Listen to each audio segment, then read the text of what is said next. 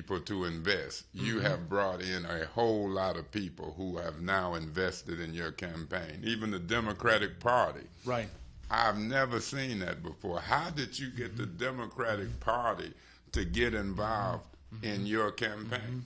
Well, this campaign is about the city of Flint, but in my mind, the way we're going to be successful is to have relationships with people in Lansing, to have relationships with people back in Washington, D.C., with the federal government, with our surrounding mayors. I went and sat down with Verge Bernero, the mayor of Lansing. I've talked with people who are at all levels of state government, and they want to see Flint doing better than it is right now. So they have an investment in this community. So you are a Rhodes Scholar, and you told me privately, I want y'all to know, this guy told me when he looked at this mayor's race, he told some people, I'm going to step up to the plate. You told some people you wanted to run. You believed from looking at the scenario that you could make it through the primary. You're a pretty smart guy. You did make it through the primary. Once you convinced these people that you could make it through the primary, told them you wanted to run, now you got Democrats and you're talking about pulling the state and federal government in, and you've done some of this. Dayne, do you think that you can trade places with me now, and I could be the one to make it through the primary? How did you make it through this primary? You calculated this. You knew you could do it. You've done it. Now you've got one last step to make. You've got to beat Don Williamson. He's spending money. That's for sure. He's talking to people. Spender. I want you to name some of the people you've pulled together. You've pulled me in. Right. You've pulled Woodrow Stanley in, Vera Rising, the Democratic Party, council people. You just had a press conference the other day. Talk about some of all these people. That council endorsement that we had, I mean, it starts with 5 members of the current Flint City Council. Who were they? So we had Jim Ananick in the 7th.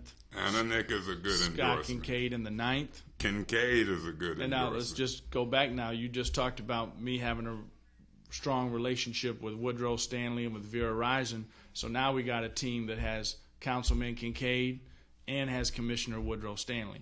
So who helped you put this together? You did all this on your own? This is my approach to things. I sit down and talk to people just like this. So what about Neely? Is he on board with you? Sure is. In the 6th, we've got Councilman Neely.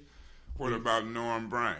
Norm Bryant and Dale Wayhill, who both were part of the Challenger pool, What about endorsed me. Tamara Edwards? Tamara Edwards keeps calling me privately saying she supports me, but I drove by her house the other day and I didn't see my yard sign in her yard, so I think she's going back on that. All right, so you got Neely, Norm Bryant, and Wade Hill. And then those were people in the primary. Right, and then we had we got Carolyn Sims in the 5th.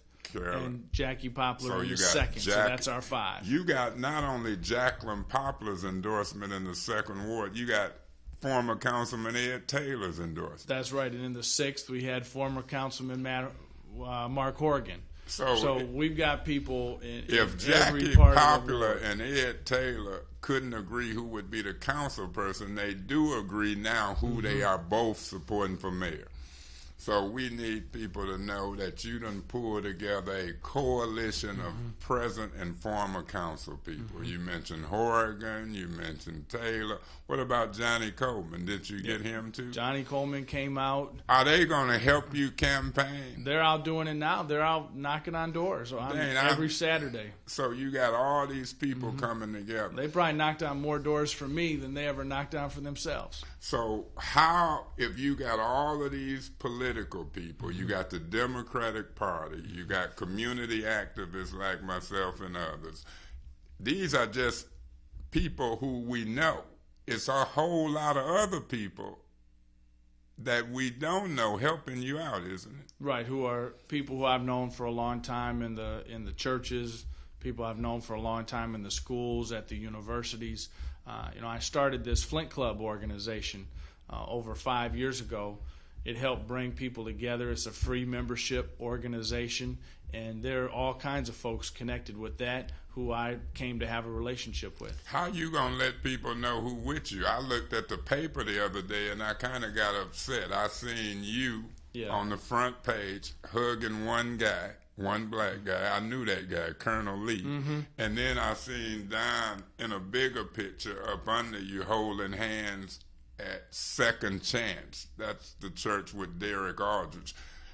I say, why they couldn't put a picture of Dayne Walling at a church surrounded by folks just like they did Don? You don't look at stuff like that, do you? No, it didn't bother me too much because for me, that picture of me showed that personal connection, and that's what this is about. It's about showing people that I'm committed to their neighborhood, to their kids, to their grandkids. So showing that personal connection, that works for me. So you didn't mind that picture? No, I didn't mind it too much. Okay, you still feel good? It could have been bigger, but I didn't mind the composition. Okay, so I always look at that. I tell people, watch the Flint Journal. Don't let them play tricks on you, because this guy got people around him just like Don do.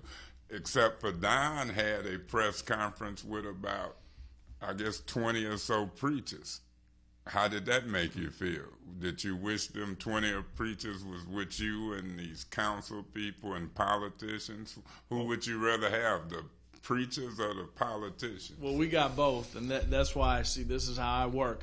For me, it's always we get everything that we can. What you mean? We're going to have both? A big team of pastors coming out probably before anybody sees this Black show. or white pastors? Both.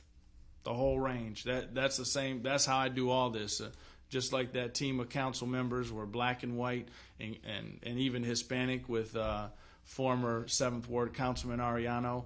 We're going to do the same thing with the pastors. Dane, we got about 18 minutes. So you saying, let's look back at the primary. You did good in the primary in the white community. How good did you do in the white community compared to Don? Well, I actually won wards 4, 7, 8, and 9. Even though there was a third white candidate in the race who worked real hard, got as many votes as Norm Bryant did. But despite that, when you look at ward vote totals on the south and east side and the west corner, 4, 7, 8, and 9, we took Don Williamson in the primary. You did good. So now you want to do good in what, the 1st, 2nd, 3rd, and 5th wards? All 61 precincts. How will you reach the people in the 1st, 2nd, 3rd, and 5th wards as well as the rest of the wards? Is the Eric Mays show a way to do it? Well, everything. This is all day, every day. I wanted you to say it was the Eric Mays show. It is the Eric Mays show. Hey. Just knocking on doors and getting on Channel 12 and doing as absolute much as we can. That's how we got through the primary. I knocked on over 5,000 doors myself, and the team knocked on 20 by the time the polls closed on Election Day. We're knocking on 3,000 doors a week right now. So we're reaching people. How are people responding when they meet you? Do they know now who you are? Yeah, see, if I meet a Don Williamson supporter, I can get them to come with me. How can you do that? Well, I was standing on a porch on the east side, Don Williamson's side in the yard. See, that doesn't stop me because I know they just put those yard signs up anywhere. So I go knock on those doors. Even if you see a Don Williamson sign? Yeah, you go right up.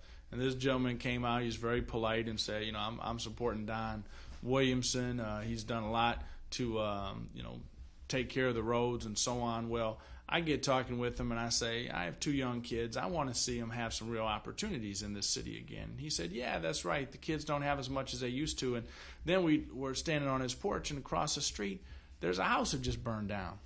And the basement is now turned into the neighborhood dump.